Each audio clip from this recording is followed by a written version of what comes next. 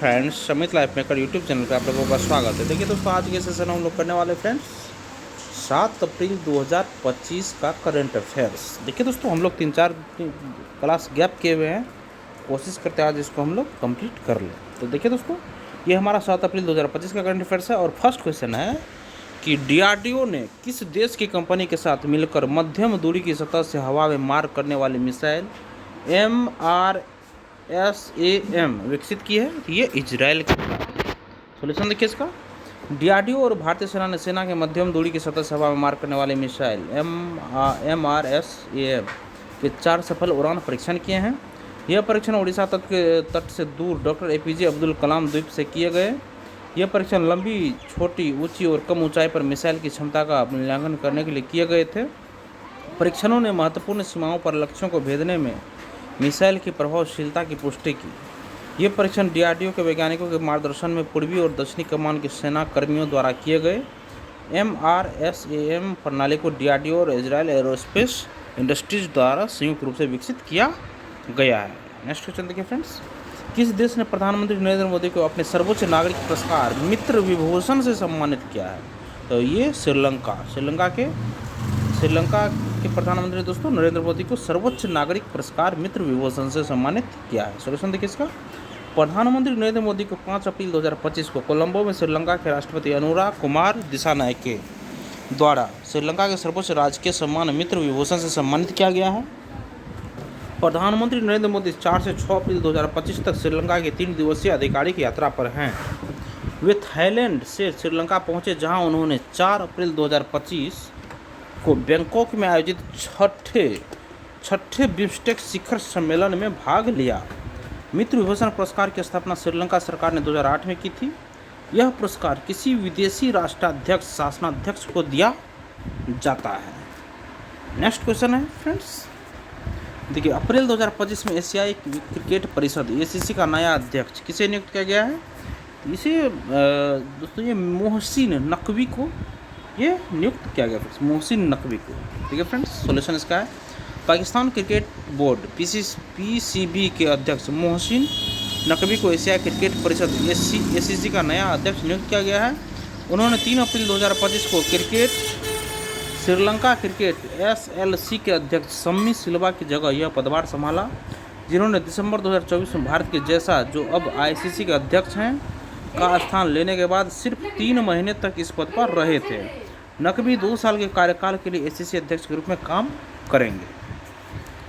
Next question है friends, UNCTAD की 2025 प्रौद्योगिकी और नवाचार रिपोर्ट ने 2024 के लिए फ्रंटियर टेक्नोलॉजीज इंडेक्स के लिए तत्परता पर भारत को कौन सा स्थान दिया है? 36वां स्थान। सोल्यूशन इसका है संयुक्त राष्ट्र ने आने वाली तकनीक को लेकर दुनिया के देशों की तैयारी पर एक रिपोर्ट प्रकाशित किया है। इस रिपोर्ट को तैयार करने के लिए इन देशों में मौजूदा सूचना और संचार के इंफ्रास्ट्रक्चर स्किल्स को परखा गया है। इस पर संयुक्त राष्ट्र यानी UN की एक संस्था ने 170 देशों को परखा है। भारत इस सूची में 36वें नंबर पर रहा है। 2022 में इसका स्थान 48वां था। भारत के अलावा चीन, ब्राज़ील और फिलीपींस जैसे विकासशील देश उभरती तकनीक में दूसरे देशों के मुकाबले काफ़ी अच्छा कर रहे हैं। नेक्स्ट क्वेश्चन देखिए, बेटी बचाओ बेटी पढ़ाओ योजना के तहत जन्म के समय महिला पुरुष अनुपात में कितना सुधार हुआ? तो ये है ऑप्शन डी सही, 918 से 930। ऑप्शन नंबर डी हमारा बिल्कुल सही है। सॉल्यूशन इसका देखिए, सरकार के अनुसार बेटी बचाओ बेटी पढ़ाओ योजना के कार्यान्वयन ने जन्म के समय राष्ट्रीय लिंगानुपात को 2014-15 में 918 से बढ़ाकर 2023-24 में 930 करने में योगदान दिया है।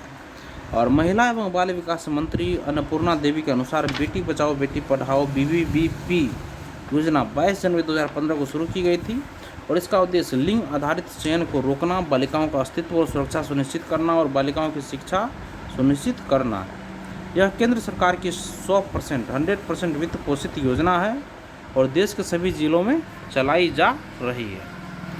नेक्स्ट क्वेश्चन देखिए, फीफा महिला विश्व कप 2035 की मेजबानी कौन सा देश करेगा फ्रेंड्स? ये UK करेगा, UK। सोल्यूशन देखिए, UK, इंग्लैंड, स्कॉटलैंड, वेल्स, उत्तरी आयरलैंड 2035 फीफा महिला विश्व कप के लिए एकमात्र वैध बोली दाता है। साथ ही संयुक्त राज्य अमेरिका ने 2031 संस्करण के लिए भी एकमात्र बोली पेश की थी। फीफा अध्यक्ष जियानी फीफा अध्यक्ष अभी जो है जियानी इन्फेंटिनो ने कहा है कि संयुक्त राज्य अमेरिका और यूनाइटेड किंगडम को क्रमशः 2031 और 2035 में महिला विश्व कप की मेज़बानी सौंपी जाएंगी और ब्रिटेन ने कभी भी महिला विश्व कप की मेज़बानी नहीं की है। इंग्लैंड ने 2022 में महिला यूरो की मेज़बानी की और घरेलू मैदान पर टूर्नामेंट जीता। पुरुष टीम ने आखिरी बार 1966 में विश्व कप की मेज़बानी की थी और 2035 की बोली पुरुष टीम के लिए अगले संस्करण की मेज़बानी का रास्ता खोल सकती है। दोस्तों नेक्स्ट क्वेश्चन देखिए फ्रेंड्स, राष्ट्रीय समुद्री दिवस हर साल कब मनाया जाता है? तो दोस्तों ये 5 अप्रैल को मनाया जाता है। सोल्यूशन देखिए इसका, राष्ट्रीय समुद्री दिवस हर साल 5 अप्रैल को मनाया जाता है। यह अंतर महाद्वीपीय वाणिज्य और विश्वव्यापी अर्थव्यवस्था को समर्थन के बारे में जागरूकता पैदा करने के लिए मनाया जाता है। यह दिवस 1964 से मनाया जा रहा है और सिंधिया स्टीम नेविगेशन कंपनी द्वारा पेश किया गया पहला जहाज SS लॉयल्टी 5 अप्रैल 1919 में मुंबई से यूनाइटेड किंगडम गया था और इस दिन भारतीय समुद्री क्षेत्र में उत्कृष्ट योगदान देने वाले लोगों को सम्मानित करने के लिए वरुण पुरस्कार प्रदान किया जाता है। विश्व समुद्री दिवस सितंबर के आखिरी सप्ताह के गुरुवार को मनाया जाता है। और नेक्स्ट क्वेश्चन देखिए फ्रेंड्स, PM मोदी बिम्स्टेक शिखर सम्मेलन द्वारा घोषित बोधि कार्यक्रम का पूर्ण रूप क्या है? सोल्यूशन देखिए फ्रेंड्स, इसका ऑप्शन नंबर डी हमारा सही होगा, मानव संसाधन अवसंरचना के संगठित विकास के लिए बिम्स्टेक। PM मोदी जो दोस्तों PM मोदी बिम्स्टेक शिखर सम्मेलन द्वारा घोषित बोधि कार्यक्रम का पूर्ण रूप क्या है? इसका ऑप्शन हमारा डी सही है, मानव संसाधन अवसंरचना के संगठित विकास के लिए बिम्स्टेक। सोल्यूशन देखिए इसका, 4 अप्रैल को प्रधानमंत्री नरेंद्र मोदी ने थाईलैंड द्वारा आयोजित 6वें बिम्स्टेक बहुत क्षेत्रीय तकनीकी और आर्थिक सहयोग के लिए बंगाल की खाड़ी पहल शिखर सम्मेलन में भाग लिया। शिखर सम्मेलन का विषय बिम्स्टेक समृद्ध, लचीला और खुला था। प्रधानमंत्री मोदी ने बिम्स्टेक शिखर सम्मेलन के दौरान उत्कृष्टता केंद्र और बौद्धिक कार्यक्रम सहित प्रमुख पहलों की घोषणा की और उन्होंने युवाओं को कौशल प्रदान करने के लिए एक नए कार्यक्रम बुद्धि मानव संसाधन अवसंरचना के संगठित विकास के लिए बिम्स्टेक की भी घोषणा की है। उन्होंने घोषणा की कि भारत में आपदा प्रबंधन, सतत समुद्री परिवहन, पारंपरिक चिकित्सा और कृषि में अनुसंधान और प्रशिक्षण पर बिम्स्टेक उत्कृष्टता केंद्र स्थापित किए जाएंगे। और 4 अप्रैल 2025 को बांग्लादेश आधिकारिक तौर पर अगले 2 वर्षों के लिए बिम्स्टेक का नया अध्यक्ष बन गया है। अब नेक्स्ट क्वेश्चन देखिए फ्रेंड्स, नेक्स्ट क्वेश्चन हम लोग का है, केंद्रीय मंत्रिमंडल ने 18,658 करोड़ रुपए के निवेश वाली कितनी रेलवे परियोजनाओं को मंजूरी दी है? दोस्तों ये ऑप्शन नंबर हमारा बी सही होगा, 4 परियोजनाओं को। देखिए फ्रेंड्स, इसका सोल्यूशन है, केंद्रीय मंत्रिमंडल ने 18,658 करोड़ रुपए के निवेश वाली 4 रेलवे परियोजनाओं को मंजूरी दी है। इन परियोजनाओं से महाराष्ट्र, उड़ीसा और छत्तीसगढ़ के 15 जिलों को लाभ होगा। रेलवे नेटवर्क का विस्तार लगभग 1247 किलोमीटर होगा और इन परियोजनाओं में संबलपुर, जरपारा तीसरी और चौथी लाइन, झारसुगड़ा शासन तीसरी और चौथी लाइन, खरसिया नया रायपुर परमल कासा 5वीं और 6ठी लाइन तथा गोंदिया बल्हार शाह दोहरीकरण शामिल है।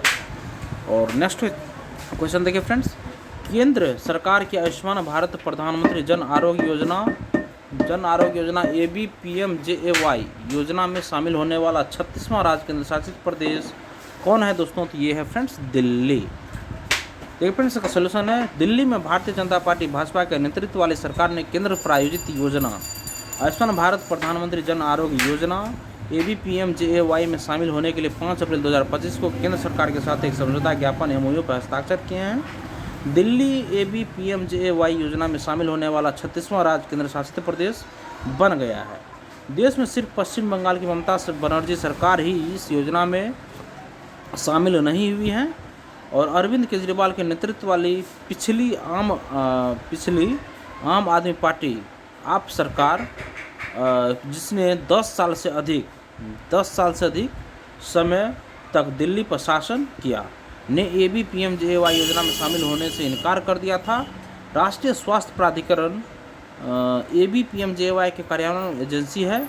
आयुष्मान भारत प्रधानमंत्री जन आरोग्य योजना ABPMJAY भारत सरकार की आयुष्मान भारत स्वास्थ्य योजना का हिस्सा है। नेक्स्ट क्वेश्चन देखिए फ्रेंड्स, भारत लघु मॉड्यूलर रिएक्टर 200 मेगावाट के बारे में निम्नलिखित कथनों पर विचार करें। देखिए फ्रेंड्स, इसका ऑप्शन हमारा दोनों ऑप्शन सही होगा। ऑप्शन नंबर सी हमारा बिल्कुल सही है, फर्स्ट देखिए, अब तक पहले भारत लघु मॉड्यूलर रिएक्टर 200 मेगावाट के लिए अवधारणा डिजाइन को अंतिम रूप दिया गया है। इसमें रिएक्टर का आकार और प्राथमिक ऊष्मा परिवहन प्रणाली शामिल है। और देखिए फिर इसका सॉल्यूशन देखिए, पहले भारत, ये हमारा दोनों ऑप्शन सही होगा। पहले भारत लघु मॉड्यूलर रिएक्टर BSMR 200 मेगावाट के लिए अवधारणा डिजाइन को अंतिम रूप दिया गया है। इसमें रिएक्टर का आकार और प्राथमिक ऊष्मा परिवहन प्रणाली शामिल है। वित्तीय स्वीकृति मिलने के बाद प्रदर्शन इकाई के निर्माण और आरंभ में 6 साल लगेंगे। परिचालन तत्परता 7वें वर्ष तक प्राप्त की जा सकेगी। प्रमुख इकाई की अनुमानित लागत 5700 करोड़ है।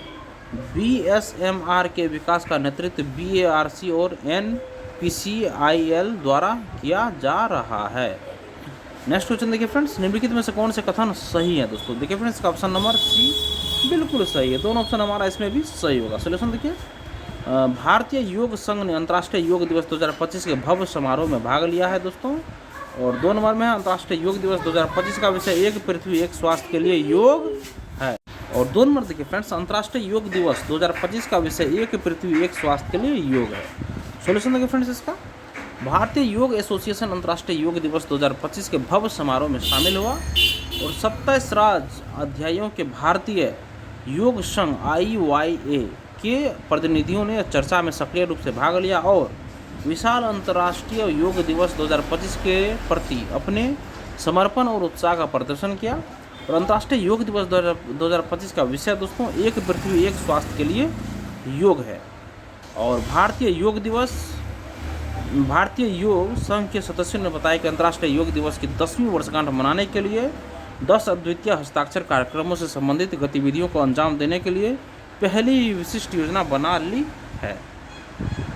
और देखिए फ्रेंड्स, हम लोग आप सारे क्वेश्चन को एक बार ब्रीफ में देख लेते हैं क्योंकि हमारा क्वेश्चन खत्म हो चुका है। देखिए फ्रेंड्स, फर्स्ट क्वेश्चन है, DRDO ने किस देश की कंपनी के साथ मिलकर मध्यम दूरी की सतह से हवा में मार करने वाली मिसाइल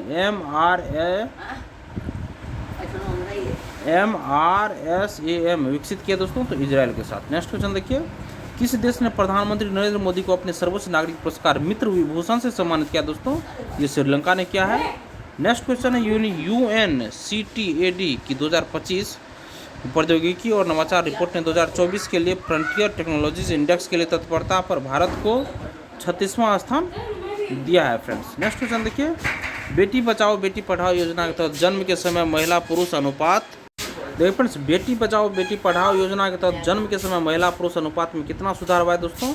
ये दोस्तों 918 से 930 सुधार हुआ है। नेक्स्ट क्वेश्चन है, फीफा महिला विश्व कप 2035 की मेजबानी कौन सा देश करेगा? तो ये यूके। और नेक्स्ट है, राष्ट्रीय समुद्री दिवस हर साल 5 अप्रैल को मनाया जाता है। यह दिन 1964 से मनाया जा रहा है। नेक्स्ट है, PM मोदी बिम्स्टेक शिखर सम्मेलन द्वारा घोषित बौद्धिक कार्यक्रम का पूर्ण रूप क्या है? तो मानव संसाधन अवसंरचना के संगठित विकास के लिए बिम्स्टेक।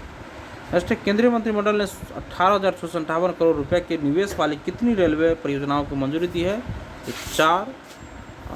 नेक्स्ट देखिए, केंद्र सरकार की आयुष्मान भारत प्रधानमंत्री जन आरोग्य योजना ABPMJAY योजना में शामिल होने वाला 36वां राज्य केंद्र शासित प्रदेश कौन है? तो ये है दिल्ली। और नेक्स्ट क्वेश्चन देखिए, पहले भारत लघु मॉड्यूलर रिएक्टर डैश के लिए अवधारणा डिजाइन को अंतिम रूप दिया है दोस्तों? तो 200 मेगावाट के लिए अंतिम ये रूप दिया है।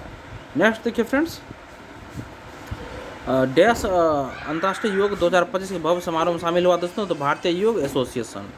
और इसी के साथ दोस्तों हमारा सेशन यहीं पे खत्म होता है फ्रेंड्स।